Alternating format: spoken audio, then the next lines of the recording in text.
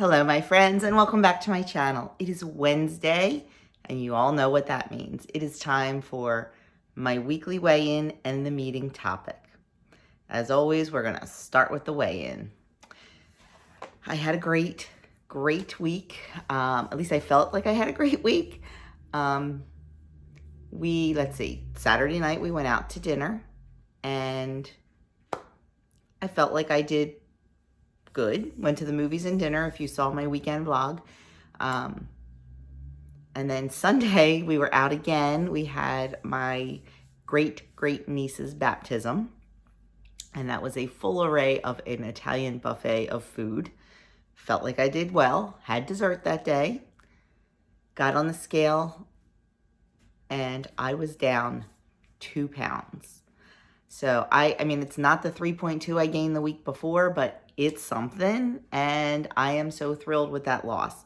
Especially because I don't have those big losses much anymore.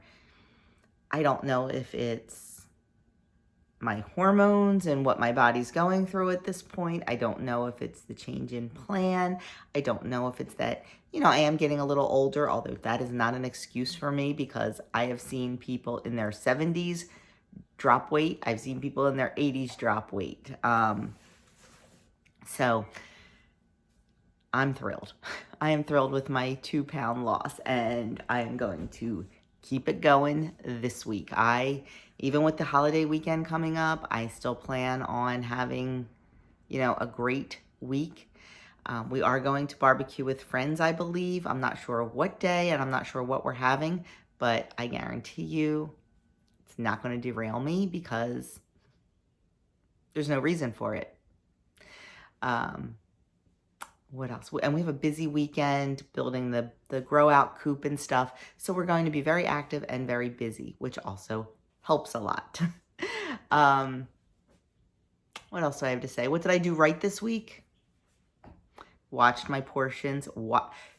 For me, the biggest thing I did right, to be 100% honest, is I watched my bites, licks, and tastes. Yep, I did. I was very, very mindful of, just when I serve the babies, not popping that goldfish in my mouth or not popping that pretzel in my mouth. I was very, very mindful of that. I was very mindful of my portions. I was very mindful of eating slowly.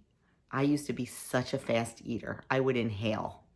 The other night when we went out to dinner, I was the last one finished. And that makes me feel good. Because the slower you eat, the more satisfied you are and the fuller you feel. So, and I got my water in a lot, not perfect. So that's always an issue for me. So I plan on working on that this week, getting more water in. What did I do wrong last week? I missed a couple days of working out. Like I like to work out. I got workouts in, just not what I like. So just really need to focus a little bit on doing what I like this week, doing what my body needs. So that's my plan for the week, and I just plan on keeping this train going. I've just been, this 8 pounds has been up and it's been down. It's been up and it's been down. I just feel like I'm on a roller coaster. I feel like I am yo-yoing. So I just need to figure it out. And I think I will. So that was my way in. Andrew planned on being right here next to me to give you his weigh-in report. But I am filming this super duper early in the morning and he is still sleeping and I'm not waiting for him and I'm not going to wake him up. So I will give Andrew's report. Andrew on his first week was down 3.2. He is thrilled with that. He's back to realizing that he can live his life and still do this program. He went to the shore over the weekend and he planned. He was having 2 slices of Manco and Manco pizza and a Coors Brothers soft serve. He planned for it and he fit it into his daily points. And I am so super proud of him for that.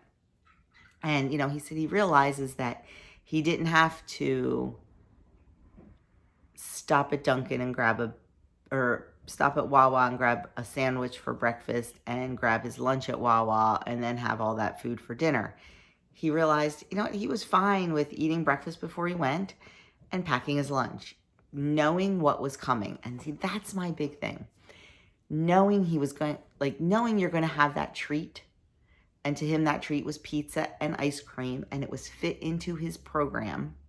Now, granted, Andrew gets a crap ton of points, but honestly, I could have fit it in too.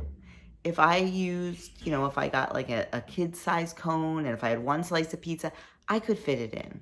We can all fit it in. It's just if you're willing to do that, and if you're willing to maybe make a sacrifice somewhere else. And that's what he did. He didn't get a hoagie at Wawa. He took chicken salad. And when he came home, he goes, Mom, that chicken salad was so good. So we can all learn. We can all do better. So he is thrilled with his 3.2 and plans to keep it going. So that's our weigh-ins. Let's get to this meeting topic because we are already 5 minutes in. This week's meeting topic is how to build habits that stick. I did a whole video series, my goodness, a year or two ago about habits. And I will link that playlist in the iCards, and I'll also link it down below. But it's how to build habits that stick. Next time you're struggling to add a new behavior to your routine, try pairing it with something that you already have locked in. We call that piggybacking. The definition of piggybacking from WW is where one desired habit or action is linked to a habit or action you already are doing regularly. If you keep doing the first thing, you'll likely keep doing the second. Try this. There is something you already consistently do. For me, that is exercise. So that is what I am going to use as an example. So my action 1 is exercise. Then I have to come up with, what do I want that new habit to be? Now, we all know, what do I struggle with, my friends? Water. I struggle with the water. So I want my new habit to be water. So they want me to piggyback that on. Every time I do action 1, which is my exercise, I'm going to add that new action, which is water. And it makes total sense. I can say to myself, I have actually been, I work out at home generally. We've been putting a big thing of water, like just a big tumbler of water on the counter when we start our exercise. And I drink it during. But now I want to bring that action in of when I am done working out, I want to rehydrate my body with that water, and I want to do it right after my workout. So I think what I'm going to do, instead of taking a cup of tea upstairs with me while I shower and get ready for the day, I think I'm going to take water. And I'm going to drink that whole, whatever it is, 20 ounces I think is my tumbler. I'm going to drink that whole thing of water before I have my tea. That's going to be first thing in the morning, because usually I have my first cup of tea, drink some water, and then have my second cup of tea. I'm going to try to get that water in first. I'm going to piggyback it with the exercise. I sip water while I'm exercising because I get thirsty. Well, now I'm just going to kind of add to that, and I'm going to make it a habit. I'm going to piggyback it onto the exercise and make it a habit. It says, let's dive a little deeper. Fact. Habits form based on frequency and consistency. Myth, it takes 21 days to form a habit. When it comes to building habits, repetition is key. That's why pairing something you want to start doing regularly, like meditating, with a habit you're already doing consistently, like making your bed, is helpful. The more you keep making your bed, the more likely you are to keep meditating. And while you may have heard it takes 21 days to form a habit, the truth is, there's no set timeline you should feel pressured to meet. We all find successes at our own pace, and that's totally okay. It's all about finding those two behaviors to pair together and repeating again and again and again. So let's do something else, for example. Okay, let's talk about grocery shopping. Everybody grocery shops. Now, everybody does it different. A lot of people do it weekly. I do it monthly, or even like this month, it's been a month and a half. So many people talk about wanting to meal plan, and they just don't do it. Hook up your meal planning with your grocery shopping. It makes total sense because you have to know what to buy at the grocery store. So knowing what to buy, make a meal plan. Even if it's a loose meal plan. I mean, you know, my meal plans are pretty precise, pretty pinpoint. You don't have to do that. Make a list. Okay, so next week for breakfast, I want to have pancakes, and I want to have eggs, and I want to have avocado toast, and I want to have oatmeal. And for lunch, I'm going to have some egg roll in a bowl, and some this, and some that, and some this.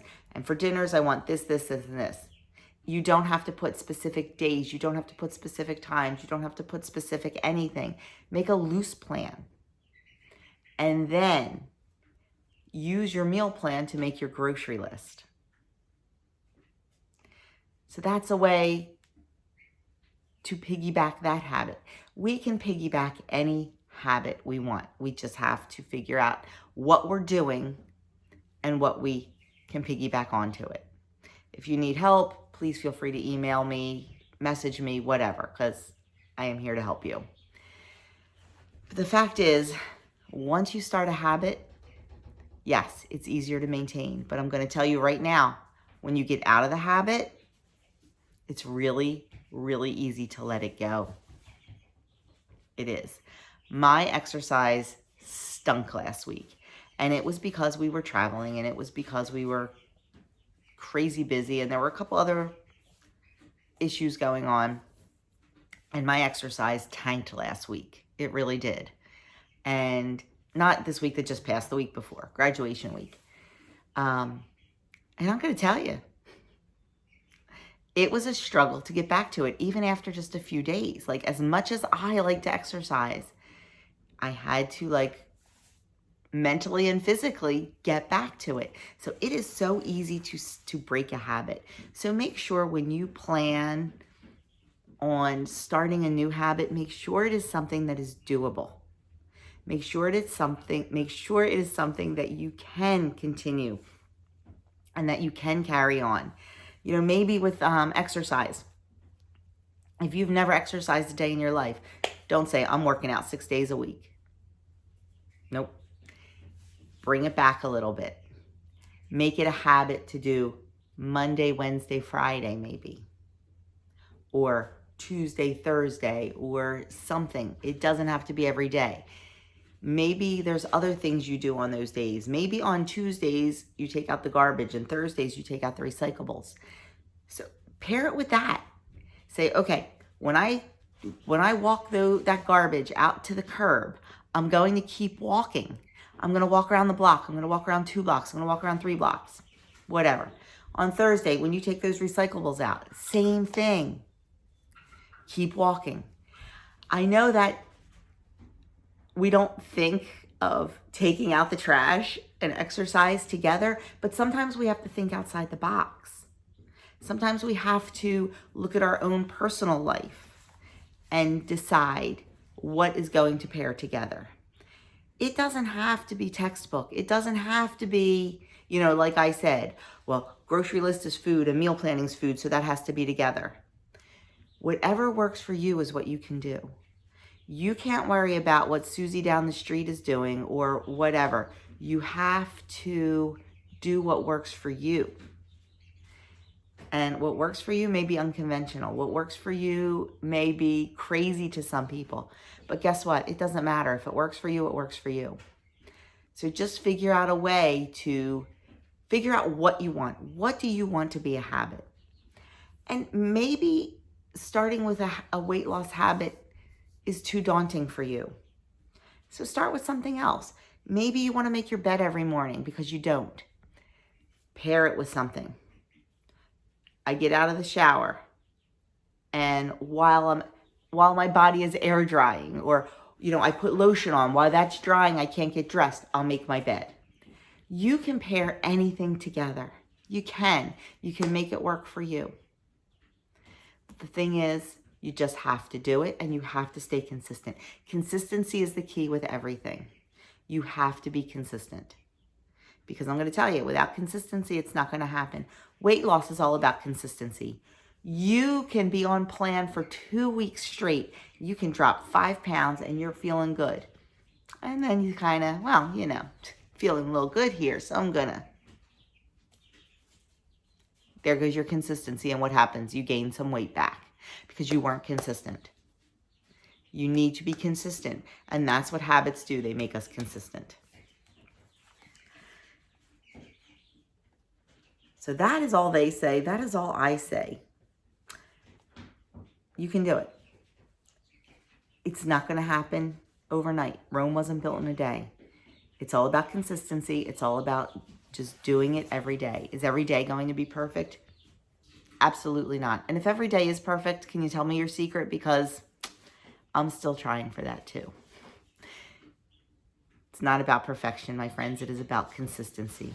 It's about knowing what we want, and it's about doing what we need to do to get it. And sometimes it's the hard things we need to do. It's not going to come easy. Anything worth doing is worth doing right. And more than likely, it's going to be hard. But trust me, in the end, it's worth it. So that's all I have to say about that. Down 2 pounds. Andrew's down 3.2 pounds. We're rolling into next week feeling good. And make a habit. Decide what you want to do. If you need help, please reach out to me. That is what I am here for. And I want you to have a wonderful day. If you haven't already subscribed, I would love you to hit that subscribe button. Hit the notification bell so you'll know every time I upload. Share this with someone who you think may need to hear it. That's all I'm going to say about that. If you would like to check out my playlist about building habits, the 7-day challenge, I'm going to link that right here or here. I never know what side to point to. So I'm going to link that somewhere here, and I'll link another video here and here. So you can check those out while you're waiting for me to upload a new video. So thank you, my friends. Have a wonderful day. Let me know in the comments below how your weigh-in went. Let me know what habits you want to make, and let me know what works for you. Have a great one, and I will see you all in my next video.